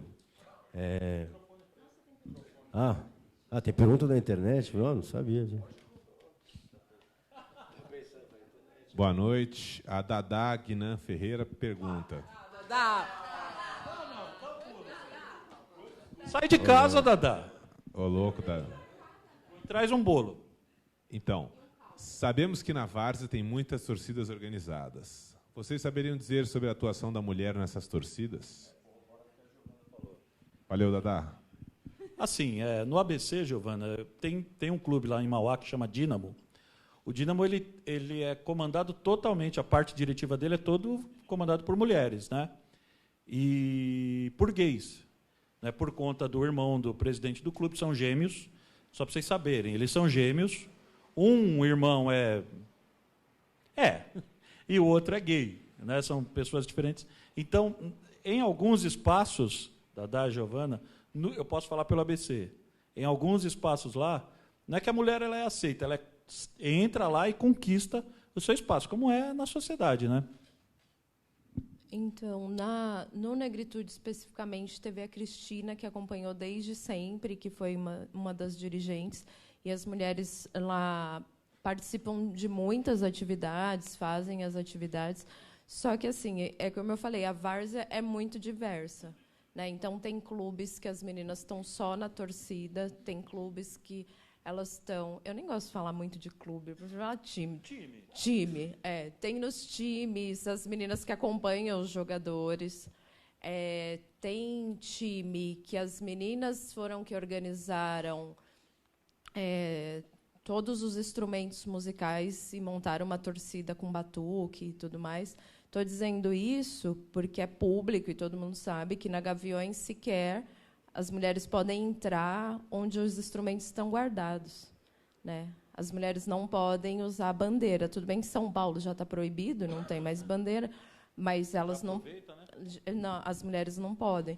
Então, na várzea tem são vários tipos de atuação das mulheres. Não dá para falar assim, na várzea não tem preconceito e as mulheres participam assim, assim, assado. Tem uma variação de participação, dependendo da organização do time, dependendo do tempo do time, dependendo das mulheres dispostas a fazer isso. Então, tem uma mobilidade muito grande, né? Tem um documentário que acabou de sair. Poucos. Tem sim, pouquíssimos. Tem um documentário que acabou de sair, chama Mulheres do Progresso. É isso, né? Tem 15 minutos e conta a trajetória de 4 personagens da várzea, mulheres, aqui de São Paulo. É bem interessante. Enfim, não vai ser diferente, né, do que acontece não só no futebol, mas qualquer espaço social, né? Eu acho que tem, historicamente, uma segregação e a gente vai sentir, principalmente num esporte que é tão dito um espaço de homens, né? Então, eu sugiro conhecer. E é muito complexo, ainda tem pesquisas que estão surgindo, né? Acho que sobre a pergunta que foi feita para mim, institucional, né? Não a Aira, né? Mas como museu. Eu acho que a gente tem um desafio gigantesco, que é ser museu, que é um espaço extremamente elitista, né? Aqui no Brasil e no mundo. É um espaço público, mas que recebeu um tema extremamente popular para tratar, né? O fato de ser um espaço público me faz um desafio tremendo, que é sensibilizar a população de São Paulo, primeiro, que esse espaço é dele, né? E pensar isso primeiro, as pessoas que frequentam museus em São Paulo não frequentam o Museu do Futebol. E as pessoas que frequentam futebol não frequentam um museu. Então, a gente está fazendo 10 anos ainda tentando responder essa pergunta. Como pesquisadora de um centro de referência, eu tenho as minhas estratégias de lidar com isso. Primeiro é pensar que futebol é isso que a gente vai colocar lá dentro. E aí o SS de futebols me faz muito sentido, porque existem tempos de televisão, tempo de rádio, espaço na internet, mas a gente está falando de uma porcentagem desse tamanho, desse futebol todo que está espalhado aí. O que o museu faz? Ele tem, né, qual é a função de um museu, né? Tratar de uma memória, certo? De que memória é essa? Então, vamos sempre questionar isso. Que vocês estão falando aí, Museu do Futebol? E isso as pessoas têm feito desde o início. E isso é muito bom para a gente. Então, o que o museu faz? Ele produz fonte histórica, né?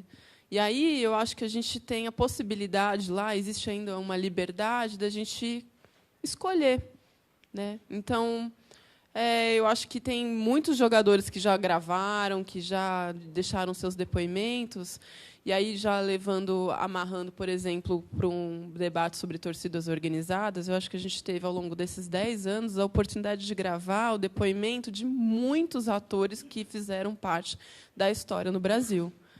O seu Otacílio é um deles.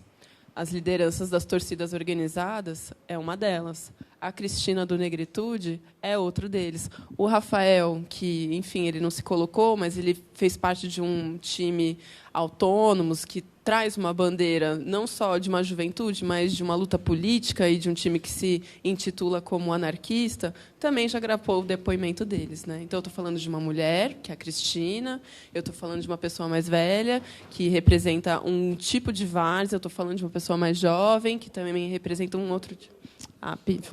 Poupe. Eu já vou passar por cima, só um minutinho, só estou encerrando. Então, de alguma forma, por mais que essa mercantilização é silenciosa, ela é violenta, ela está apagando as pessoas, apagando o que se fala sobre esse futebol, apagando silenciosamente esse ingresso que a gente nem vê mais, né, que é um cartão. A gente está gravando histórias de vidas, a gente está digitalizando fotos, e tudo isso é um registro que está lá. A história do seu Otacílio tem 3 horas. Está lá. E, enfim, isso a gente não vai apagar, né? Eu acho que a nossa função, né, essa função como museu, a gente está tentando fazer e trazer representatividade nesse futebol que está sendo contado lá. Então, a gente faz pesquisa, quando a gente faz exposição, esse futebol vai aparecendo, quando a gente faz um encontro, né, que a gente fez 3 encontros de debate para falar sobre o Campo de Marte, para falar sobre a várzea. Isso também é fonte de pesquisa. Então, eu acho que isso não é uma deliberação que vem lá de cima, mas a gente consegue ser um pouco um cavalo de Troia enquanto a gente tiver uma equipe que é jovem, que traz essa diversidade no trabalho do dia a dia. Eu só queria concretizar o que a Ayla falou, que eles estão fazendo um trabalho muito importante para o futebol de várzea do museu, que é o acervo dos clubes varzianos, do pessoal que tem acervo. Por exemplo, ela fez meu acervo, muitas fotos que já estava perdendo. Já tinha foto lá com o Éder Joffre, Ademar Ferreira da Silva, com 20 anos, quem estava perdendo, o museu fez esse trabalho. E também nesse projeto do Campo de Marte, nosso projeto do CDC, lá já fizemos um espaço lá que vai ser o Museu do Futebol. Porque em São Paulo nós não temos Museu do Futebol de várzea. Então já tem um espaço bom dentro do nosso projeto lá, para que seja feito o Museu do Futebol de várzea. E eu queria falar do Rafa também, só um minutinho, que o Rafa está fazendo um mestrado sobre nós, sobre o campo de várzea, sobre o complexo esportivo do campo de várzea. O Rafa está fazendo um mestrado na USP e já está terminando, né, Rafa? Queria estar mais adiantado, mas estou em finalização. Se alguém quiser conversar sobre isso também, depois pode me procurar, eu tô aqui para conversar. Lógico, peraí, deixa eu passar o microfone só porque está na internet. É muito legal, porque nesse registro que vocês estão fazendo dos times de várzea, é tão legal. E outra, nós temos hoje a internet, nós temos tantos mecanismos, né, que está aproximando a várzea. Essa várzea que você defende. Então, o primeiro time que vocês registraram foi o Vila Varela de Poá, não é isso? Fizeram a história do Vila Varela e colocaram lá no museu. Mas você sabe que, por conta disso, nós que somos lá do Capão Redondo, União Fernandense, no extremo sul, fomos até Poá conhecer o Vila Varela. E chegando lá, a gente percebeu que é um campo comum de várzea, mas que tem uma riqueza de história muito grande. Então, acho que a minha pergunta era provocativa, para justamente mostrar que este trabalho que vocês estão fazendo, que às vezes não parece, é muito, muito importante. Que os clubes estão usando disso, os times estão usando disso, mas não se falam. Então, é muito importante. E é por isso que eu queria saber do pertencimento que o Simon falou lá na rádio. Mas continue, viu, Aira? É importantíssimo o seu trabalho lá. So, Simon, you can talk about I can. About the first, why you came to Brazil? How was this idea? What you have in mind? And to talk about the difference between your experience in England and here in Brazil. Like Sergio told when we was in his radio program last week, and you told us that will never happen. You came to England and play a football match. It's a lot of bureaucracy. Even in amateur football, you need to register. And here, like, this is completely different. Like, you came here last week, we played with us. It's much more. It's free. Yeah. I can speak about why I came here. Does anyone understand what I'm talking about?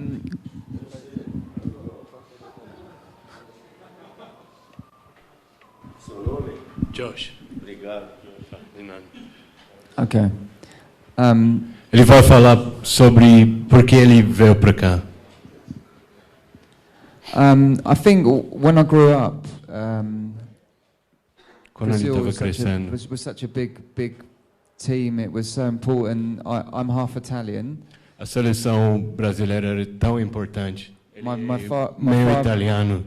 My father's Italian and absolutely obsessed with football. O pai dele é italiano e obcecado por futebol. So, and one of my earliest memories is, unfortunately, sorry to say, Uma das primeiras memórias dele é, infelizmente, is Italy winning the 1982 World Cup. Itália ganhando a Copa de 82. So I was 8 years old at the time. Tinha of that 8 happening. anos na época. And seeing my father nearly going through the roof. E vendo o pai dele quase subindo pelo teto. So it was quite a big impact for me. Foi bastante impactante para ele. And then just growing up, it's always been Brazil, football. Everyone in England thinks Brazil, football. You're always happy, dancing. E crescendo foi mais Brasil. E todo mundo na Inglaterra pensa, quando pensa sobre Brasil, pensa sobre futebol, alegria, o povo alegre, dançando. On a serious, a lot of people, there's a lot of people probably quite scared of Brazil. No lado mais sério, as pessoas têm medo do Brasil também. So for me, I wanted to travel through Brazil, see Brazil.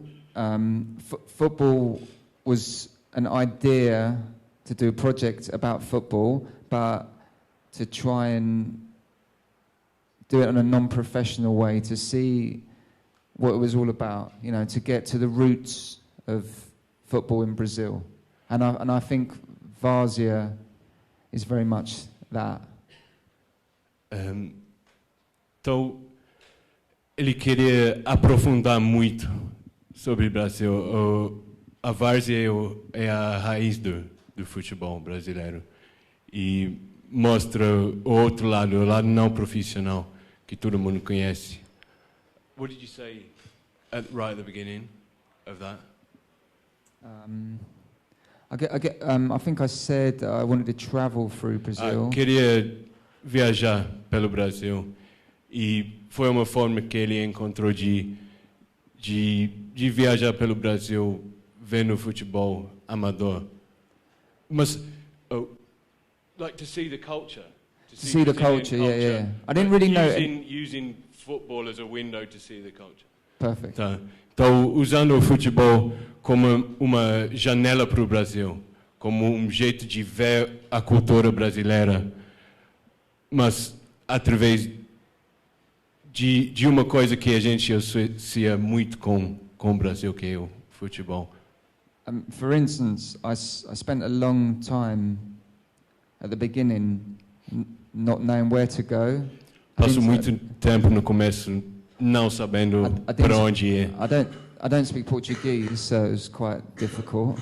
Ele não fala português, então foi bastante difícil. And it was when I met Piva. E quando ele conheceu Piva, by chance, he took me to a Várzea game, and that was it for me.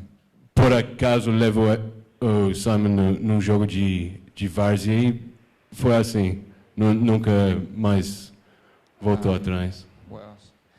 Another thing I was thinking about earlier was I watch a lot of football in Britain, the Premiership, and there's a lot of Brazilian players, and they have this kind of beautiful way of playing, and it's a very deep-rooted thing that you'd rather see a player do something skillful and mess up than the British way of playing is very sort of hard, tough way of playing. The Brazilian way is completely different. So it's very what's the word? Romantic. Football is very romantic in Brazil.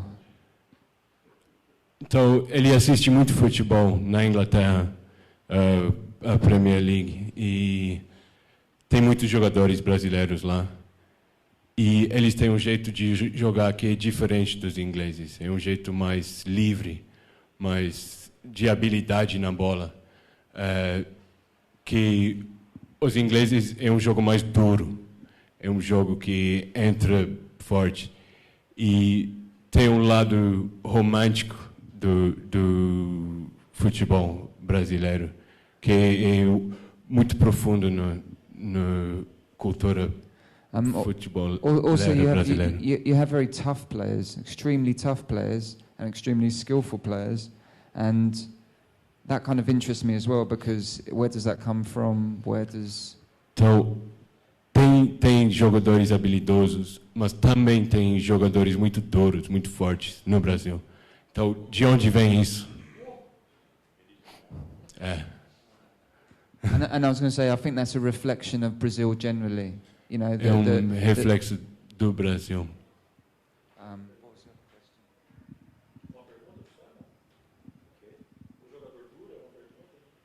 Who's a tough player? Tough Brazilian player. Who is?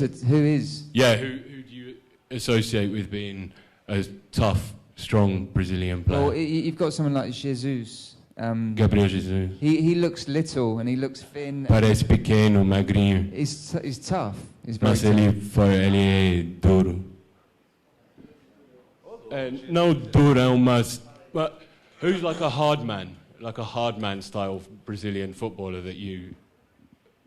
What, years ago? Yeah, I don't know. Socrates. Socrates.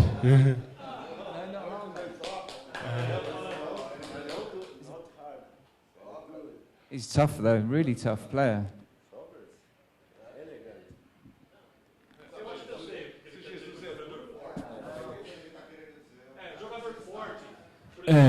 Não durão, é tipo forte, mas resistente. There's Fernandinho. Who plays for Man City, but he's still quite thin. Ele é magro, mas tem essa força física para resistir contato. Não é. You're not talking about like midfielding forces, but like skillful players who also are able to hold their own. Então, ele não está falando de durões que entram para machucar e Felipe Melos da vida, mas jogadores que são habilidosos, porém conseguem segurar a bola. Eles não caem no primeiro contato físico. Eles resistem às entradas mais fortes. Ele tem a força para segurar a bola e Jesus acho que é um bom exemplo também.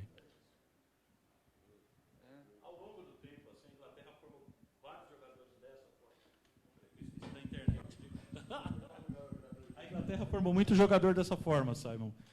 Ao longo do tempo tinha Geoffrey Hurst, tinha Brian Robson, vários jogadores que aliavam força e técnica, né?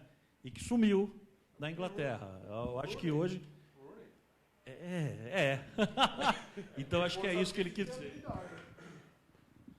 It's in the last decade, in the past. Geoffrey Hurst, 1966 e 70. In 66 and 70 World Cup, England history have a lot of culture, have players to mix power and skill, and not. And Marcelo say, não existe mais.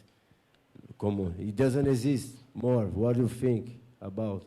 Well, not so much in England.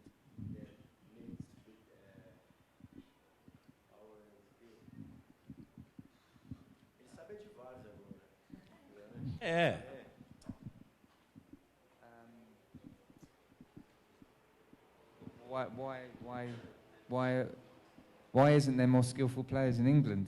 Is that what you're saying? Who mix skill and strength? He talked about like Brian Robson, Jeff Hurst.